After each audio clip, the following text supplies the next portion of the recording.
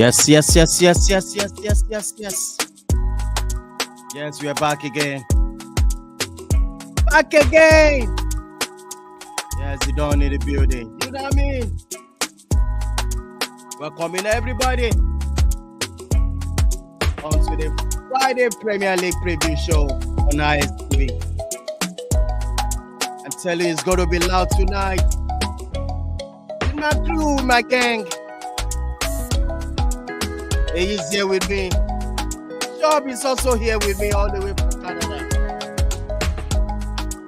I tell you, we must stop Arsenal. This game week 16, Arsenal has to go down. I'm telling you, as a Manchester United fan, Arsenal must stop all this winning streak. We must stop them. Yeah, you did on. All right, welcoming everybody onto the show. Back again, game week 16. I'm telling you, it's all about Friday Premier League preview show tonight. Anywhere you're watching us from, please big up. If you like on the video, subscribe to the channel. What are you waiting for? I tell you, this is what it is. Massive day, massive week ahead. Lot of games coming up. I'm telling you. Bishop, are you ready? Talk to me all the way from Canada. Hey, Dito. How you doing? Hey. It's gonna be a lovely day. Weekend, I can't wait for Saturday. I want to see some games. I'm looking forward to many games, especially the Aston Villa. Stay here with me. I said this weekend. Yeah. Aston must go down. Yeah, the way they dealt with Man City, we are going to discuss it. I've never seen a team play Man City like that, and it was shocking. So it's good to be here, and the guys. I wish everyone is here so we can discuss it. All right, you're welcome once again, Bishop. Please smash your like on the video. This is how we roll, with vibes, with energy. This Friday is going to be loud tonight. Welcome me, this great woman. A Manchester United fan, you know that lady, the Iron Lady of Manchester United. I call her Margaret. All the way from that city, Lagos City. Are you ready, Margaret? Let's do this. You're welcome to the show, Margaret. Of course. I'm ready. You can see the vibes, you know. Good evening, Bishop. Good evening. Good evening, Lagos. Good evening, Nigeria. Good evening, world. Anywhere you're watching us from, good evening. In fact, what a great time to be a Man United fan. I think you would have allowed someone like the prof, or maybe for them to welcome us, United fan, to introduce us, you know? This would have actually make sense. Yeah, I'm going to do that. Nice one. Thank you so much all the way from Nigeria right there. Margaret, thanks for coming. I'm going to welcome this man. He's going to tell me Arsenal is going to do the magic this weekend. I'm telling you, no one else than this great man. I love him. He is in the building. Elise, what's going on, bro? How you doing? It is what it is. You're welcome to the show. Tamina, waka waka, Tamina, Kaya. Should I finish the song? Kaya Havertz scores again. So all the Kaya Havertz haters, that song is dedicated to you. Yeah, no, it's to all the Kai Havertz haters because they've always been slying Kai Havertz, digging him. And like I always say, let that deal marinate. And as we can see, Kai Havertz in 15 games has scored 4 goals. Granit Xhaka was the main man Kai Havertz was meant to replace. Yeah. Entire season last season, Granit Xhaka scored 7 goals for the Arsenal. But halfway into the season, Kai Havertz has scored 4 goals, 3 short of Granit Xhaka. And you would keep hearing people slagging that deal. Arteta knows what he's doing. And for me, Kai Havertz, this is just the beginning. Good morning, good afternoon, good evening, wherever you are. It's good to be on the show. And let's get cracking. All right. That being said, welcoming everybody onto the show once again. You know how we do it on every Friday. Please smash your like on the video. Let's move on to this great quick debate. I call it quick debate. And let's see how it goes. I have on right here the quick debate. Who will take as your striker? Who will you have as your striker number 9? I have on Aguero. That guy is massive. I love him. but I don't like him really, but I love him. You know, he did so well. I'm talking about Conor Aguero of that. You know that match, QPR. That league go, man. I thought you already won the league. That was in 2012. 2012, yeah. So, Conor Aguero. And also have that great man, Suarez in the middle. Suarez. I call him the Vita. The Vita. It's also here with us. It's going to be another number 9. And also, Zlatan. Right there. Right there. I'm telling you, let's do this. I'm going to start with Bishop. Quick one. Who will you take as your striker? Number 9, I have Conor Suarez. What do you say, Suarez? Talk to me. Suarez. I like the way he disturbs the defense. Yes, sometimes he takes it too much. His pranks, his antics, it's part of the game. I like the way, and he can score, he can dribble, he can create, he can play on the wings. I would have gone with Zlatan again, but I just feel Zlatan. I don't know, but I'll go with Suarez any day, anytime. All right, it's going to go with Suarez. Bishop says Suarez, for him, this is number 9. He's going to do the magic. He's going to kill the game right there. I love Suarez. All right, over to you, Margaret. Who will you go for? I have Conor Aguero, I have Suarez, and also have Zlatan. Talk to me. Who will you go for? Okay, if you want to talk about maybe, I don't know if it's based on all time, I would say Ibrahimovic, Zlatan. But if we want to talk about maybe of recent, probably during when Zlatan wasn't really getting it, you know, it was coming. I mean, his ability were just decreasing a bit. I would go for Suarez. Suarez, I don't know. Honestly, I don't know how to describe this guy. He's one particular player that when you have him on your team, he will score. He will make all the old runnings, not just run. He can play as a false 9. He can play as a playmaker. He can give assists and score goals. Aggressive. You give it to him. He's been aggressive. He's been. He has that agility. He is quick. Tell me, what is it that you want that you won't get from Aguero? At least he went to La Liga. He made history in terms of goals and assists. So I will give it to Suarez. But I say my respect, to Zlatan. But Suarez, my top. Suarez, all the way. Oh, Margaret, he talk to me. I have three number 9. Sorry, let me just quickly respond to that chat that you popped up from Tululokwe. Yes, as an Arsenal fan, I know Havertz was not bought to replace Xhaka. I was only directing to the haters because the haters keep saying that Arteta bought Havertz to replace Granit Xhaka. But we as Arsenal fans, we know that is not it. But just for the purpose of banter and just for the purpose of peppering the haters, that was why I said that they keep saying that Arteta bought Havertz to replace Xhaka.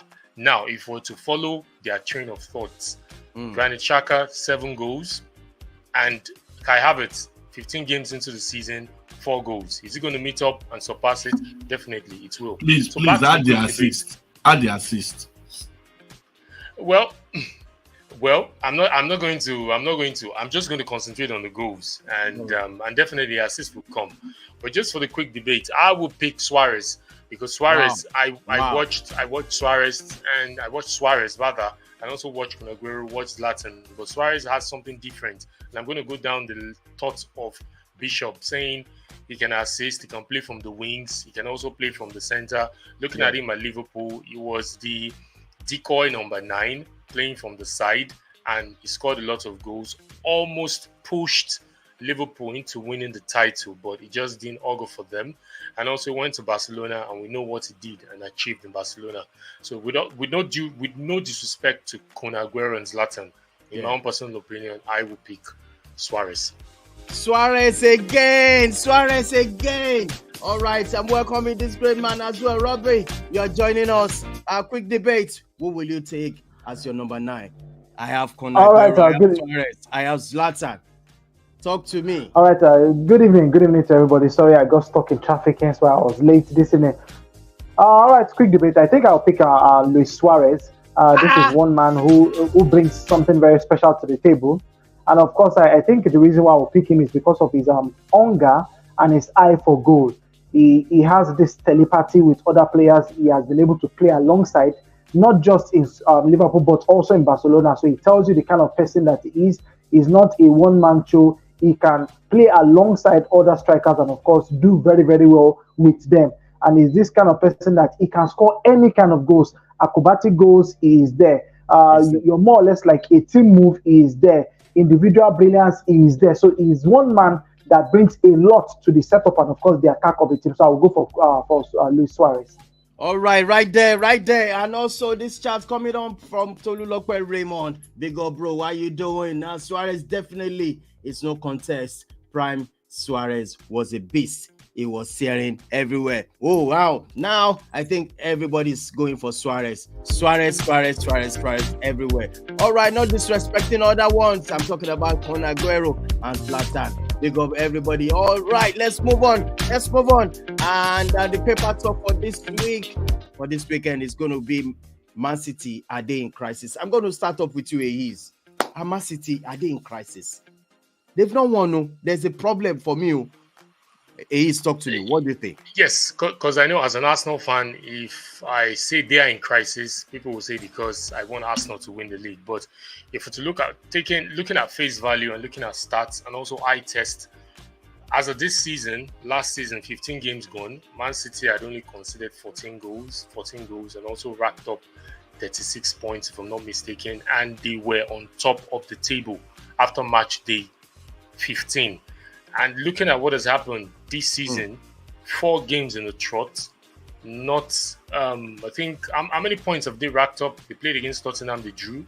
They lost against Aston Villa. 30 points. 30 points. Yeah, 30 points. Yeah, and they drew against Chelsea. I think the draw started with Chelsea, and after that they played Liverpool, and after that they played in the UEFA Champions League. Well, I'm concentrating on the league right now, and also they lost yesterday. We could see day before yesterday. We could see against Aston Villa, a very drilled team by Unai Emery. As at first half, Manchester City had faced 14 shots from Aston Villa, a record-breaking. Ever since Pep Guardiola has been managing a team, he has not faced such an amount of shots on target against an opponent. Yeah. Through the second half, onto the end of the game, it amounted to 22 shots on target, 22 shots, and leaving Man City to just 2 shots on target and 2 shots at goal. So it says a lot of things. Yes, we could say Rodri. We've always established the fact that without Rodri, there is no City.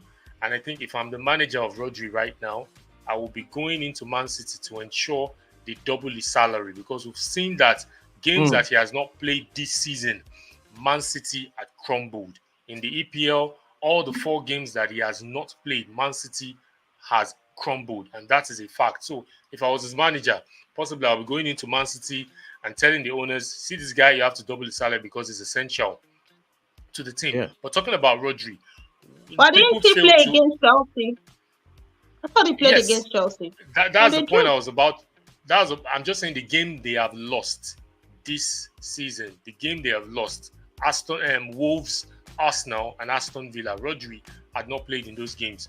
So talking about Rodri, people fail to criticize Pep Guardiola because yes, he has a lot of credit in the bank based on what he has achieved. Despite that, if he has achieved a lot, it doesn't stop him from being criticized.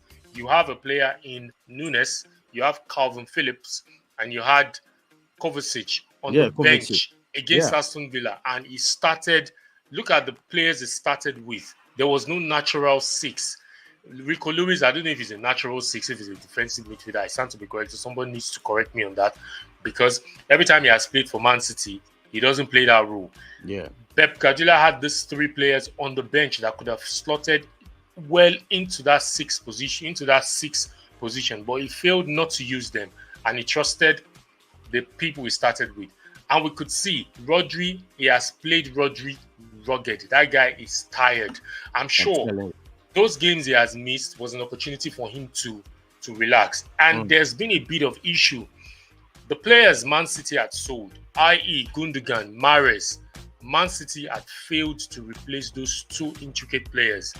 A lot of people would say they don't really need Gundogan. A lot of people will point out and say KDB is a factor that is missing this season. But if KDB was there, the role Gundogan played last season in that title running was vital to what Man City achieved. And also, Mahrez was a player that could come off the bench and still give 15 goals in the EPL, or give 15 goals in all competition. They are missing that. And you could see the setup, maybe lethargic. This thing comes naturally. They are humans. They did the treble. You want us to go again for the fourth beat. The body is relaxed. At times we've achieved it. What else are you disturbing us for? It is the natural thing that comes with human. But I know Pep Guardiola has what it takes to turn the tide around for Man City. But right now, they seem to be in crisis. They seem to be in a big crisis. Yeah. All right. Thank you so much. Moving on to this paper top because of our time. Everton. Zigon, please, can I ask a question? I want to quickly ask Ehi's a question. When they talk about crisis, can you explain to us what sort of crisis? Like a club like Man United, we know they are in crisis. We know what is going on in the dressing room behind the scene. Same with Chelsea. So what sort of crisis are you talking about here? Because as far as I am concerned, City have no crisis. City have no crisis at all. So I'm trying to think of what sort of crisis are they having? Is it that they're not having the players, or are they having injury problems? Because as far as I know, apart from KDB, actually, you have one of their major players. I don't know what kind of crisis are you talking about here. So the crisis I'm talking about here is putting in context, comparing last season. Despite the beginning of last season, Man City weren't great. A lot of people said that though it was very difficult for them to rack 4 successive wins in the EPL last season, as at this time last season. It was very difficult. When they clicked into gear, that was in January, February, they went on straight 15 or 17, 18 games. As of last season, the competition was a bit less because it was only Arsenal that gave them a run for their money. But if you look at this season, see the likes of Liverpool, see the likes of Aston Villa. I don't know if you can show me that table, please. The likes of Aston Villa, Tottenham too is there in the mix, despite whatever Ange Postecoglou is thinking about in terms of tactics and not managing the game. Newcastle is there in the mix. This season, Man City has dropped points more than they have dropped points in the past 2-3 seasons. If my stats serves me right, they have this season already. They've lost 3.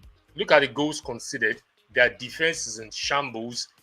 And I'm using my words carefully, comparing to the seasons past. Look at Vardiol. Vardiol has not settled into that. There's nothing anybody's going to tell me. The players Pep has brought in have not settled in. He has tried to shoehorn, what's his name? The guy from the left, Doku. I said it last week here. But Alan a lot of people. No. If you look at it, Alan is frustrated because he's not getting the service that he wants. He is not getting the service that he wants. Look at him cutting a frustrated figure against Tottenham. And look at the way Tottenham played Man City at their home. Man City is not impeccable as they were. A lot of people could say they've done it before. They don't always start the season well. They will come back. But this season, what if they don't come back? Do you think Arsenal have not learned, or Arsenal will not learn from what happened last season? Liverpool, they've been there before. Liverpool have been there at the top with Man City. And look at what Liverpool is doing this season. They have the players in Trent, in Van Dijk, in, what's his name, Salah. They've been here before. They've done it. So the competition will be fierce. And that's why I say for Man City, right now, Man City is not looking at only Arsenal as compared to last season, where their focus was just Arsenal. Let us catch up Arsenal. But this time around, you have 2 or 3 teams there to catch up with. It's going to be really, really hectic for Man City. And final note, the players that they've signed, they have not bedded in well. 15 games gone. When are they going to bed in? Is it until the season is 20 or 25 games gone? That's why I'm saying that they are in a crisis. And that is my opinion. And I'm going to stand with my chest on that point. All right, thank you so much. Because of our time, the paper talk, let me quickly just run this. Everton beats Newcastle to climb out of the drop zone. Robbie, if you watch that match, I couldn't believe it. Newcastle were dealt with. Trippier was abysmal. And I tell you, can we say also Newcastle are also in crisis as well too? Before you talk, Robbie, let me quickly read this chat from Tolulope Raymond. Is City in crisis? Yes and no. They have been there before and they have won the league. Pep might have shot himself at the foot. He's using the same formation he used in winning the Champions League. And another one says that for him to have said yes, it shows he agrees with me that they're in a crisis. Yeah. All right. Let's. The next one says that tactic is not a long-term tactic, but for the cup games, it doesn't have the wing backs that can run down teams. It's an issue for Pep. With Liverpool in the mix, Pep might lose the league 75% sure. Wow, massive one. Thanks to Lululope. Thanks a lot. Because now back to you, Robbie. Everton beat Newcastle. What's your take on that game? For that game yesterday, I was very surprised. I was very surprised. Very surprised. But looking at it again, I told someone the day the points for Liverpool were for Everton, I beg your pardon, were deducted. I said that Everton might more or less also find inspiration from clubs like Juventus, who at this point also last season were docked about 15 points for a totally different offense in their own right, but they were able to more or less push they were able to push through the league, and of course they finished in a respectable position. Coming back to Everton, this is one team that before they were docked points, I think they had about 24 points or thereabouts, and they were docked over 10 points this season. Looking at how they have played every game since that news broke, it tells you the tenacity and of course the spirit at which these players have played the game. They lost against United. Yes, you could say more or less maybe their heads were not into that game, but every other game they had played, they defeated Crystal Palace 3-2. They defeated Newcastle, one of the most defensive teams in the league, 3-0 yesterday. 3-0. And look at the ease. Look at the relative ease at which those goals were scored. Those goals were scored from about 60 minutes upwards yesterday. And of course, it was a very, very straightforward game for them yesterday. I was very impressed because I said to myself, I think with their Newcastle going into that game, they probably did not stand a chance. But for Everton, they knew they were fighting for their lives. And they played like a team that knew that they had something on the line. And what was the most important thing for them yesterday, they do not want to get caught in the relegation dogfight. And they are taking care of their business right now. So that come January, February, more or less March, they will not be in the mix trying to survive just like they did last season. They escaped relegation last season, playing the last game of the season. And they do not want that to happen this season. And I would say big kudos to Everton, and of course, big kudos to the fighting spirit they displayed. For Newcastle, you could more or less want to inch that defeat on. Okay, they have a couple of players who are injured. Their first choice goalkeeper is out for the season, and so on and so forth. But for Kieran Trippier, I was disappointed with more or less how he was just it was just all over the place yesterday. And it is not something we see for somebody who is that experienced and who has played for relatively the best clubs in England as well as Spain. All right, smash the like on the video anywhere you're watching from. Can I hold on. No, hold on. Because of my time, there's so many questions coming in right now, and there's this. I'm going to direct this to you, Bishop. But when we get there, I'll call on you, and I want Ayiz to back or say one or two things about Raya and Ramsdale. It's I don't know, from my own point of view, it's messy. Well, Ayiz will tell me another different version of this, but we are coming there. But let's move on to the next one. Ten Hag and Maguire, Manchester United. We are back. We are back. And we are going to also look, the club focus for today is going to be sports. The coach, Anje, is saying still at the beginning. They've not won. They lost yesterday as well, but we're coming to that. But let's quickly see what I have next. This is the league table. I have on Arsenal on 36, sitting confidently 2 points clear of Liverpool, which Liverpool is on 34. Aston Villa joining the crew to be on number 3rd with 32 points. Man City, can you imagine? Manchester United just 3 points behind. I can't believe this. 3 points behind Manchester City as well. Tottenham also 27 points, and we'll come back to that anyway. And moving on, Aston Villa is a big game coming up on Saturday tomorrow. That's Aston Villa versus Arsenal. That's the big game right there. Bishop, are you still there with me? Okay, Bishop is. I'll call on him. But let me move on to this. Also on Sunday, it's going to be Crystal Palace welcoming Liverpool. That's another cracking game. And also Manchester United tomorrow on Sunday is going to be the match between Man U versus Bournemouth on tomorrow. So we're going to talk about this. These ones I'm showing you, we are going to talk about it. Also, Everton, their resurgence is massive right now. They are on top of it. They are on top of their game right now. We'll be welcoming this Chelsea, the blue side, and let's see what they have as well too. Another cracking game going to come up on Sunday, to be precise. Yeah, it's going to be the match between Spurs versus Newcastle. Also, we'll talk about that. And let me go back to this big game. Let's start with this. It is Aston Villa. Are you scared of the game? Talk to me, Is. Are you scared? Well, as an Arsenal fan, I'm No, because you saw the game. You saw the game yesterday. Oh, you watched the game yesterday. Yeah, I saw the game. Aston Villa versus Man City at home. Aston Villa, they have a good record, going 14 straight winning. Yeah. And 14 straight win rather at home. And the last time they lost, it was Arsenal that handed them the L. That 4-2 defeat last season. And ever since then, Unai Emery has racked up a lot of points. So I can understand the fact where a lot of people are beginning to raise Aston Villa to that level, to that pedestal that you have to be scared of them.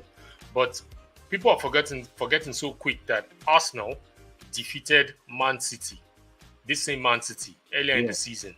Yeah. A lot of people didn't want to give Arsenal that credit. A lot of people said it was a boring game. Yes, I know with eye test, Aston Villa did a lot, peppering Man City, not giving Man City anything, like I said in the beginning of the show.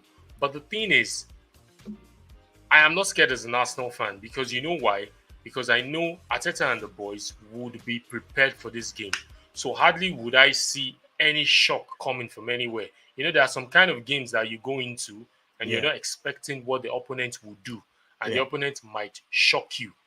But this one, it's a guarantee. There is no shock coming from anywhere, because we know, when I say shock in the sense that what Aston Villa would be bringing on that day. Because already, I'm sure Arteta and his guys would have planned for this game. They know how Emery sets up, because Emery at times sets up in a 3-2, 3-1 formation at times. He goes to a 4 at the back. But majorly this season, we've seen him play 3 at the back with the wingers in Digne and Matty Cash playing as wing backs. So I'm sure, definitely, it's not as if Aston Villa don't have a chink in their armor. Away games, they've not been impressive. We saw them prior to the Man City game. They drew 2-2 to Bournemouth at the Vitality Stadium. And Arsenal is coming into this game with an impressive away record. In the league, Arsenal has the best away record in the league. And Aston Villa, man-to-man, if you look at the players that they have as compared to Arsenal have the better players. Arsenal has the better squad. Nobody can debate that. That is not what anybody should debate about. And looking at that game, I am so sure, like I said, and I'm going to repeat my statement because I can see the you can see the comments. Yeah, Tolu Lopez is saying he is the first that will tell me he isn't scared of Aston Villa. So the question is, if you look at the record with Aston Villa, the last The last how many games we've won? Aston Villa has not even won. Last season we defeated Aston Villa home and away. Prior season we defeated Aston Villa home and away. So the record against Aston Villa has been good. And like I mentioned, the away record of Arsenal in the Premiership in the country is better than any other club. Bring the club out. Arsenal has been impeccable in their away form. And like I mentioned, I'm going to repeat this. Everybody knows what Aston Villa is going to do that day. And the good thing about this thing, Aston Villa will not be forming those low blocks. Aston Villa will not be putting men behind the ball. And we see the style Aston Villa has always been playing, which is Emery. He plays high, regardless of whoever he plays. He plays a high defensive line. And that is going to suit Arsenal. Looking at that midfield, I know there will be a lot of... We saw what he did against Man City, where he played the likes of Kamara, Douglas Lewis, and also... what's his name? The number 7, the Scottish guy. They ran that midfield rugged. And I know Arteta would be prepared for that. That was why I said that. The preparation... Thank you. Yes. The preparation for this game, the striker is not new to Arsenal players. I know that the surprise in there will be Diaby or Bailey, because we don't know who is going to start. You could see against Man City, he rested Bailey. He rested Diaby and brought him in. So, tit for tat. We don't know who is going to start, but I'm so sure the boys will be capable and the boys will be ready. They know if you want to win the league, these are the type of games that you must win. So there is no two ways about it. Arsenal is going for the win, and Arsenal definitely will win this. I am not scared. All right. Okay. Now, I will still come back to the players you'll be expecting to Arteta is going to pick for the game. But before I ask you the question, I want to direct this. Okay, let me see. Mark is on the road trip, but listen in the car. Thank you, big up, bro. Mark, one love. Thanks a lot. All right. Moving on to this. I want to direct these questions to Bishop. Bishop, back again. There's this thing I want to ask. Raya or Ramsdale? The conundrum still facing Arsenal. Why exactly? I mean, he said it can't be happy. That means Ramsdale can be happy. Where do you think is justifiable what Arteta did by getting Raya? Because there are two great goalkeepers. I know he is going to say something about this, but on a neutral level, Bishop, what do you say about this? Okay. Ramsdale can never be happy. I'm sure that one can never be happy. I've been a little distracted today, and that's why he's having a few days. I don't know if I started talking about the match, because I don't understand how you be telling me they're going to play this, they're going to play that. They're losing against Aston Villa. There's nothing. They're losing against Aston Villa. It's not even, there's nothing to analyze in that match. There is no way they're midfield. So let me just talk about Ramsdale and Raya. Now, before I used to say, I don't hate Arsenal. As a Man U fan, I would rather have Arsenal win the league than have Man City or Liverpool wins the league. So I would rather have Arsenal win the league because they're the closest to anything. If not, I'd prefer Chelsea, but Arsenal are the closest to win the league amongst the three of them.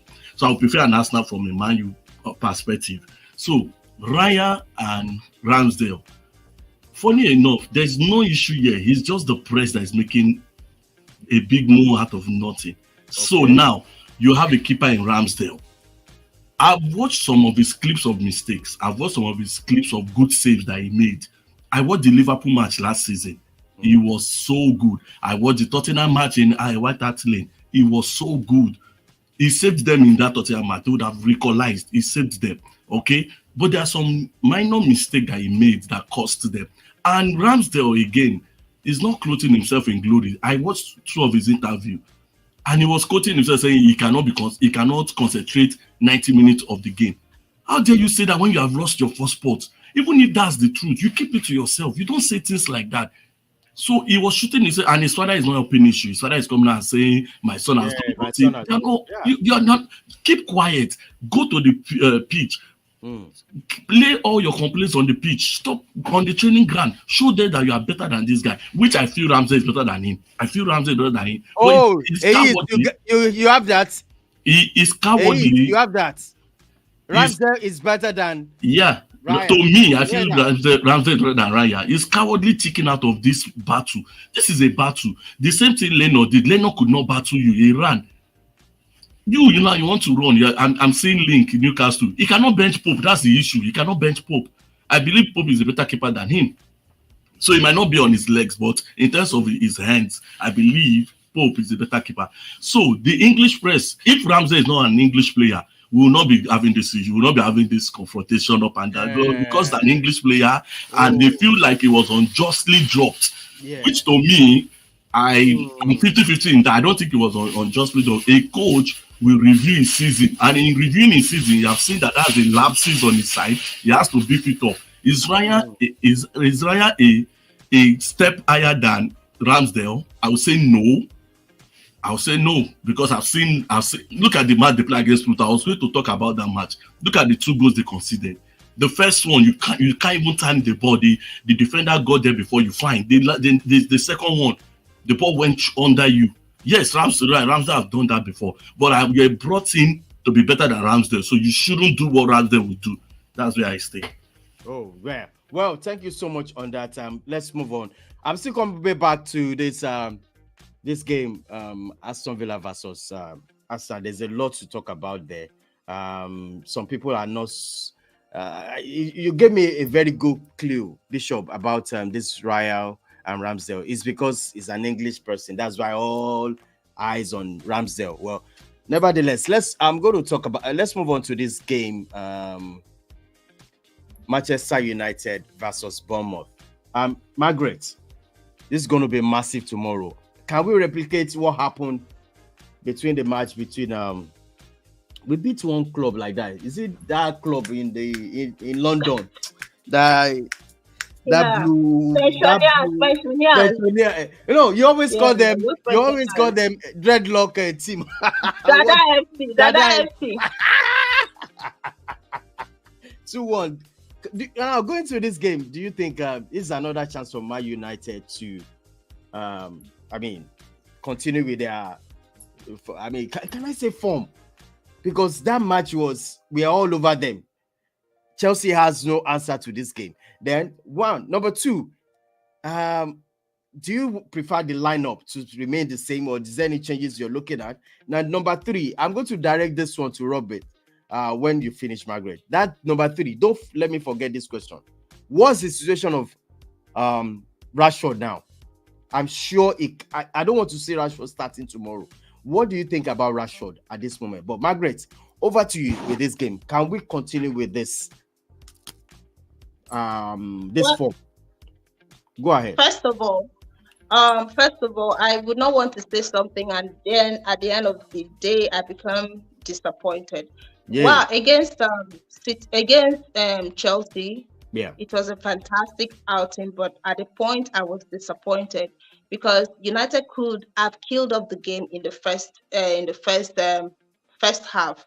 When you are playing football, is actually a game of chance.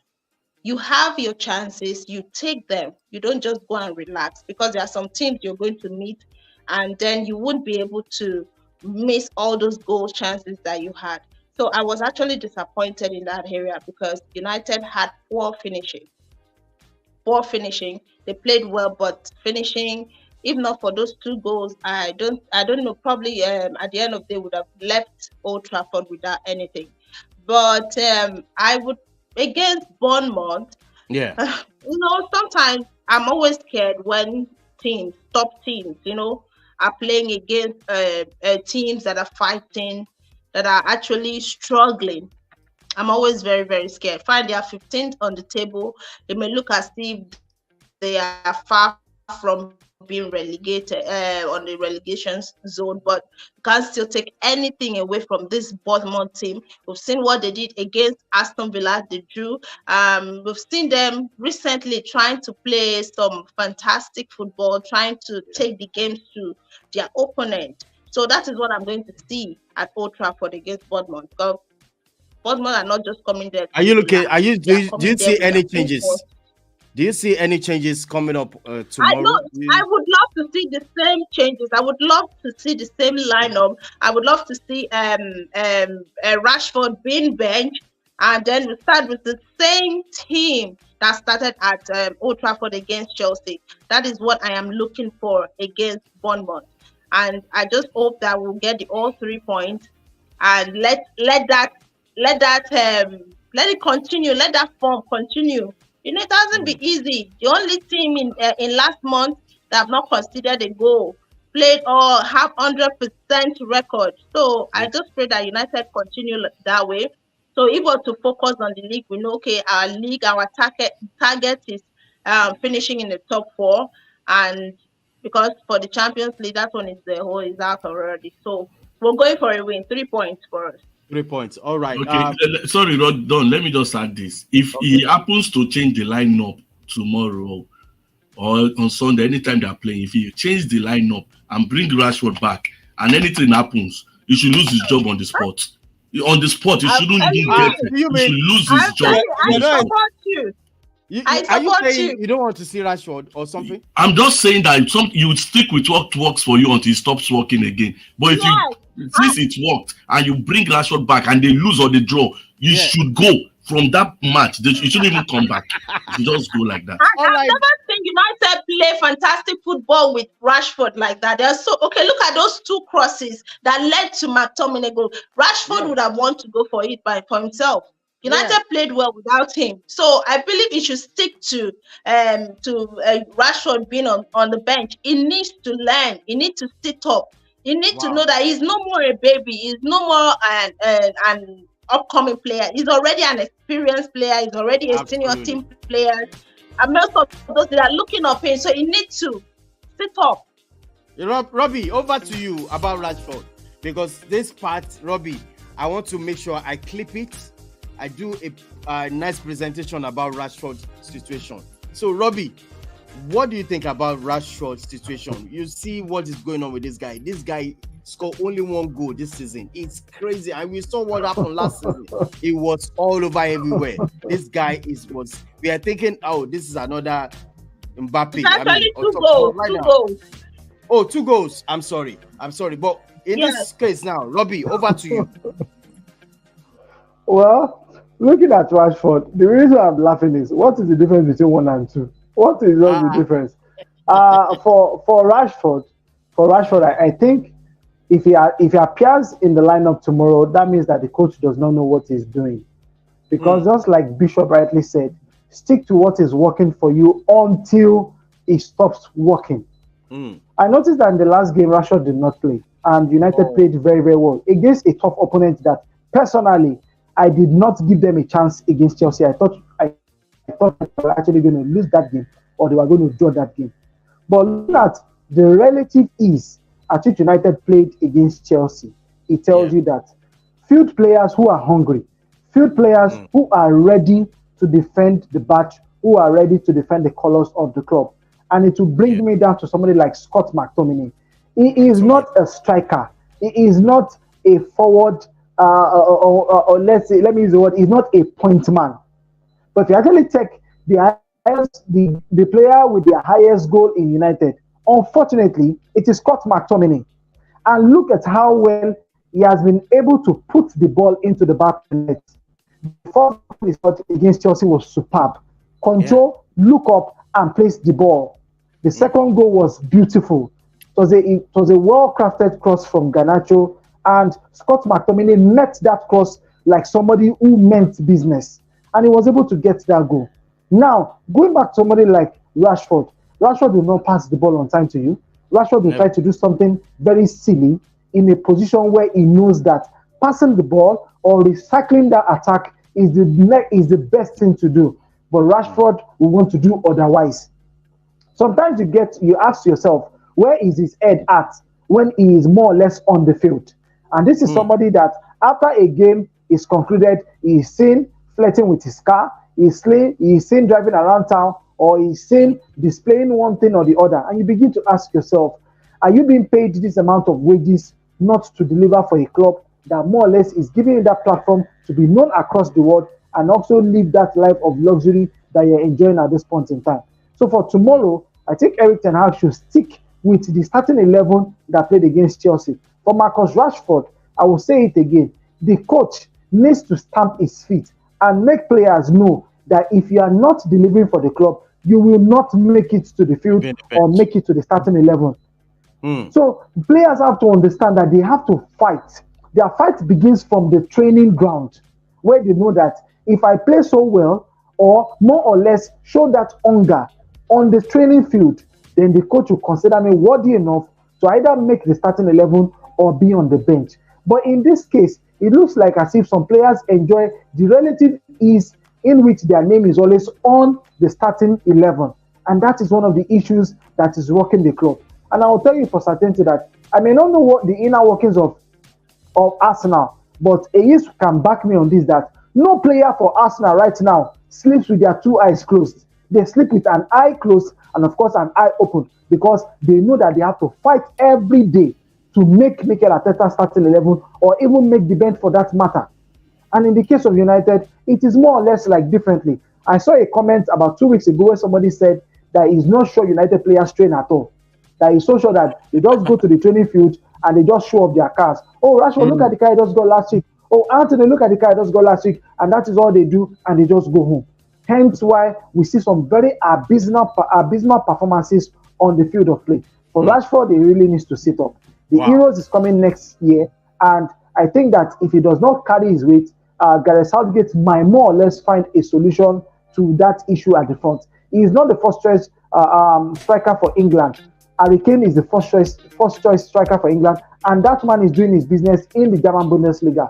All Gareth Southgate needs is an attacker who can more or less be like that security for him in case of suspension or in case of injury. So for Marcus Rashford, he really needs to pull his weight, and of course, he really needs to show that once again, he is that player who United fans can bank on to drive this club forward. All right.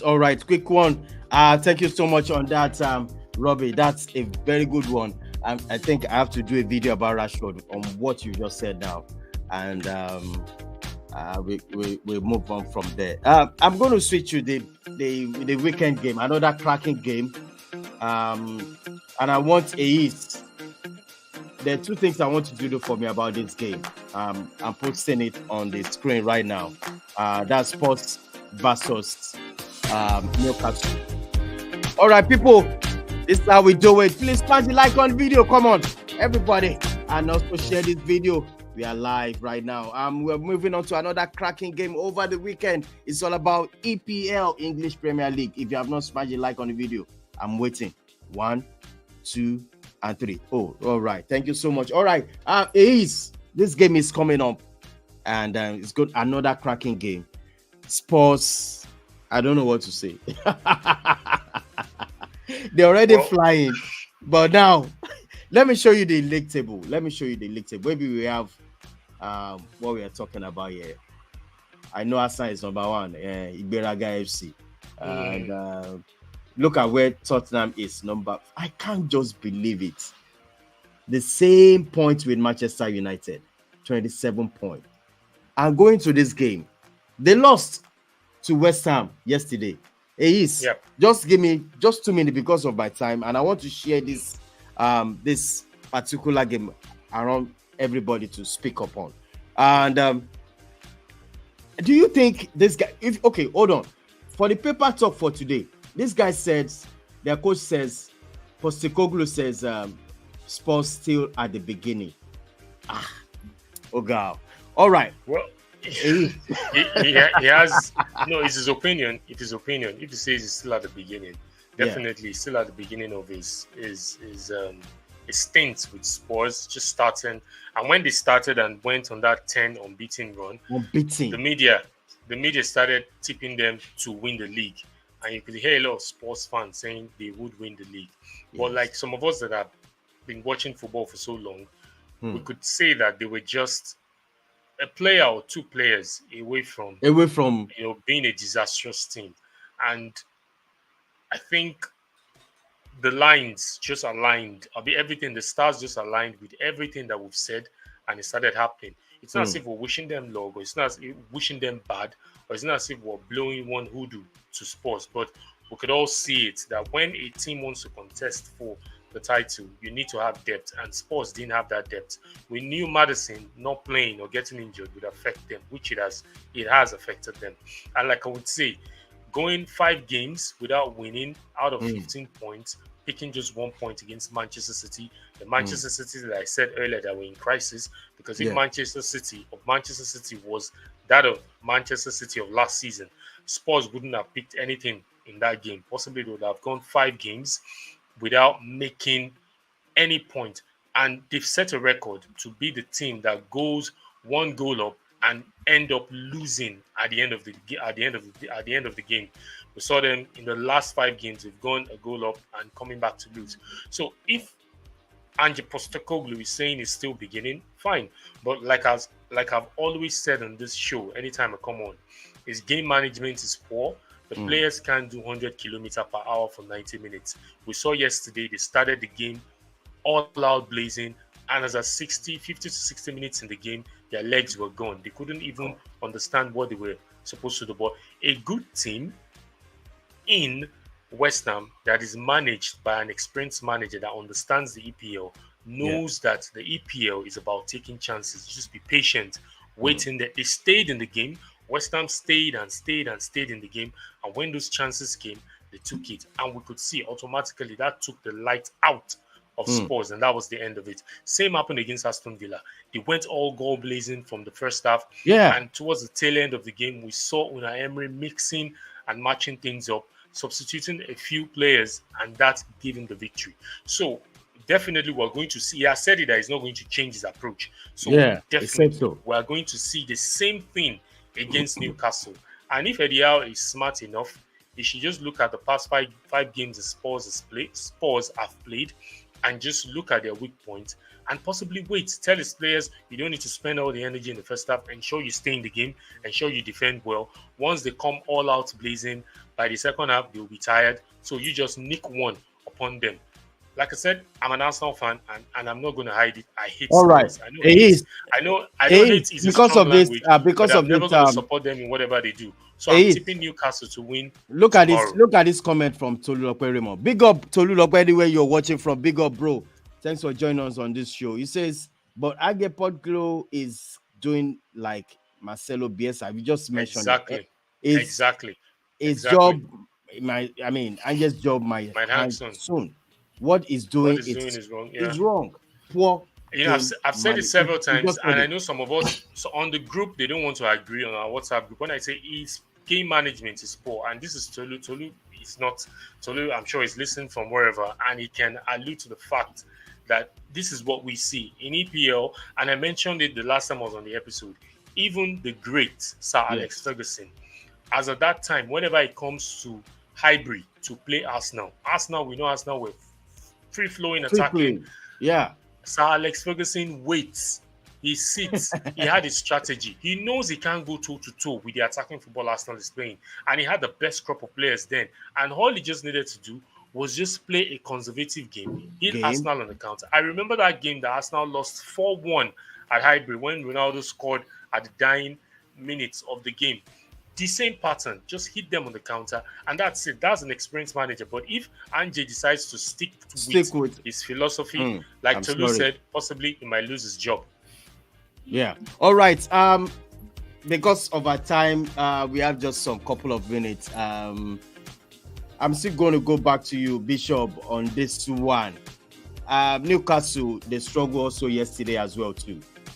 And what do you want to do? You think what do you say about this game? What's your score like? So I like what Ace have said. So he's totally on point. And Ange is from Scotland. I know he must have been looking at the EPL and say, why can't you guys play like this and win the league? And now he's here. His eyes have seen it. And all coaches have thought about it, but they will not implement it. But you think you are wise, and because he speaks well to the press, so they are all in him. Look at that Chelsea game. That was the most stupid thing a coach can ever do. But everybody came out and started saying, yo, he's good, he's trying. Look at him, he's going for it. If Arteta tries that nonsense, in fact, Gary Neville will finish him on. So it's just the media. This is like a media jolly fellow that everybody likes. But for me, just like they said, what he's doing is childish. It's a childish thing he's doing, and the fans will still turn on him. It's just a matter of time. Let it continue. It's just a matter of time. They will turn on him. For this match, Newcastle, their away form has been very, very poor. It's not so. The last time they lost, and somebody was saying, "Do you know how many guys were off?" The next match they won because they were at home. If they have played those matches, like you saw the way they played PSG when PSG came to England, when they went to France, you saw the reverse. Their away form is wrong. Yes, good. The manager is trying to be protective and okay, let's hit them on the counter. They are better than us. Fine, it's good. Coming to a Tottenham team that doesn't have a defense line that can hold. I think they can hold the Newcastle attack, but Newcastle have a defense that can hold the Spurs attack. I just see this man being like a draw, but because Spurs has been on a losing run, they might take this match like a Champions League final, and they might edge it. So I see them winning the game. I see Spurs actually winning the game. All right, Spurs winning the game. I'm going to ask you, Robbie, this last one. Just give me just like a minute on this one. Let's do a preview about this game. The Eleregbe Club, that's the Blues. It's just it is, you know one thing. We didn't see Prof. We didn't see Sheye. Can you imagine? Well, I mean, thank you. I didn't want to preempt it. I can't believe it. Maybe Chelsea, based on their no. Maybe based on their busy schedule, they don't want to join. But you could see that on the group. Prof has been silent, and I just want to Prof, if you're listening to this show, what's up? How you doing? Okay, yay. Robbie, come in now about this game. Everton, just 1 minute, please. So that we can...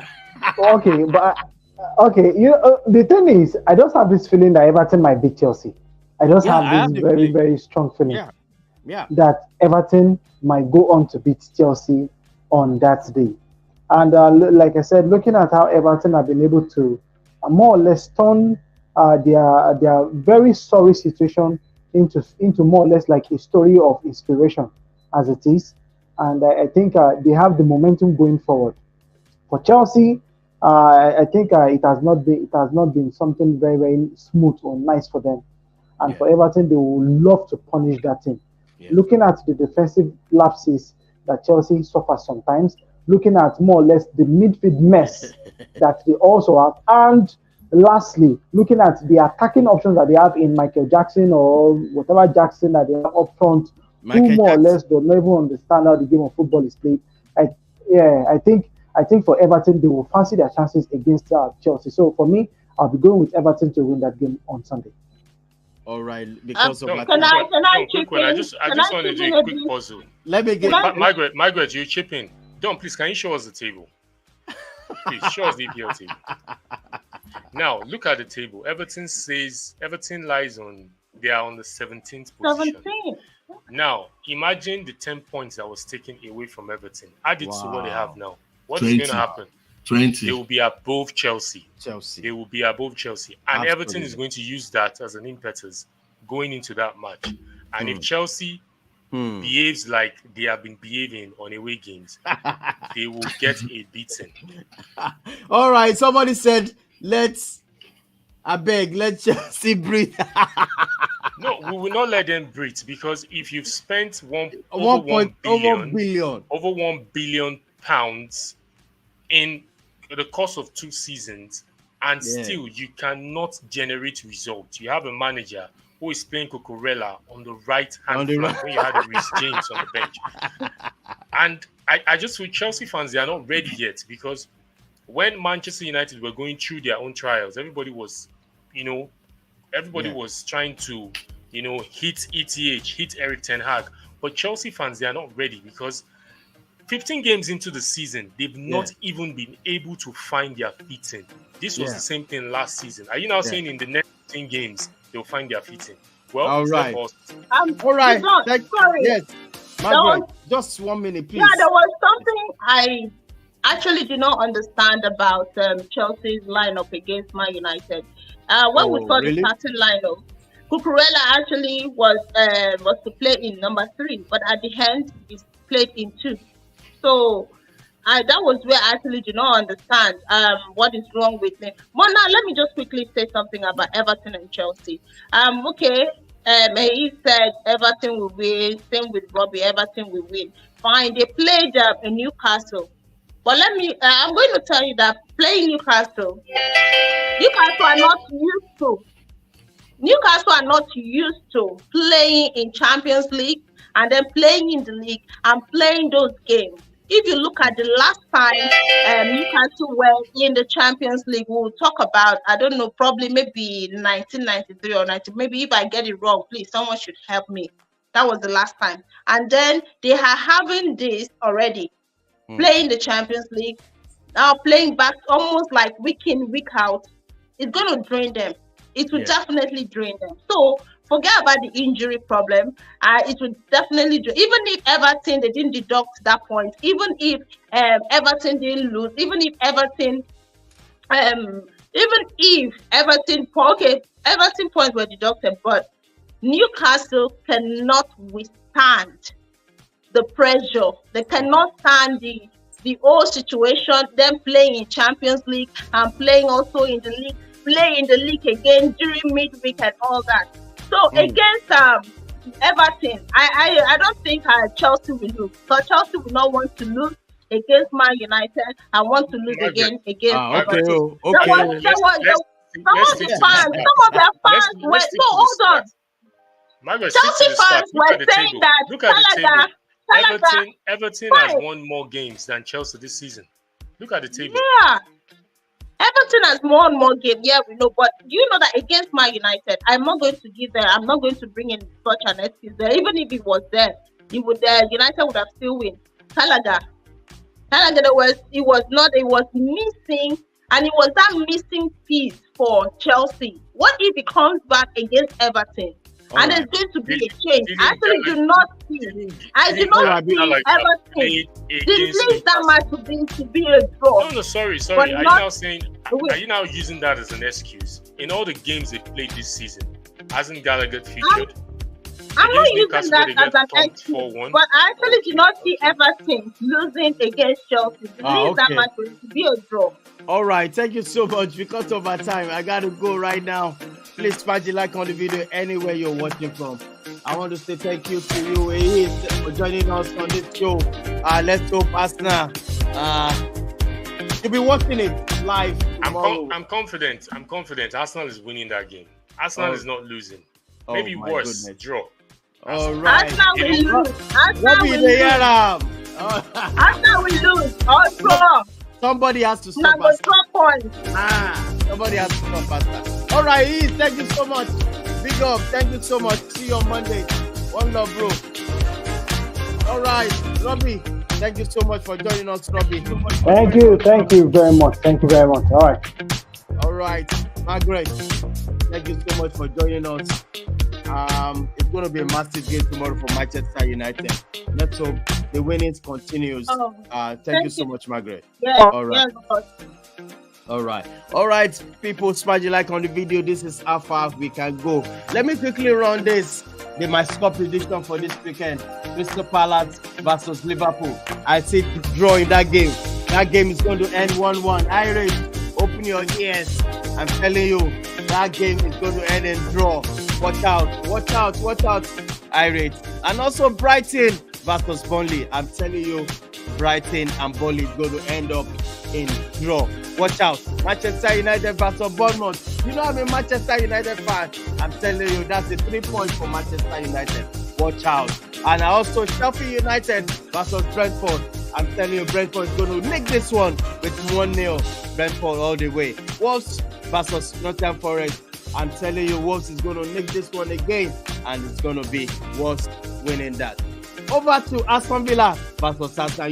You know where I stand. I said Arsenal must score this weekend. So I'm tipping Aston Villa to win this game. Over to Sunday game, Everton versus Chelsea. I'm telling you, Chelsea will be beaten. Watch out, Prof. Chelsea will be beaten tomorrow by Everton. Moving on to Fulham and West Ham. I see draw in this game. Draw soup, Ogbono soup. I check it out. It's going to be a draw in that game. Luton versus Man City. This is a match for Man City to wake up from their slumber. I see Man City winning this one. And also the last game of the weekend, which is going to be Spurs welcoming Newcastle. I'm saying Newcastle nicking this one. Over to you guys. If you're watching, What's your score prediction? Drop it there as a comment. I want to say one love to everybody. Don't forget, smash the like on the video and subscribe and share this video. This is how far I can go tonight. Until this next one on Monday when we come back for the review show. On the same time, have a nice weekend. Bye for now.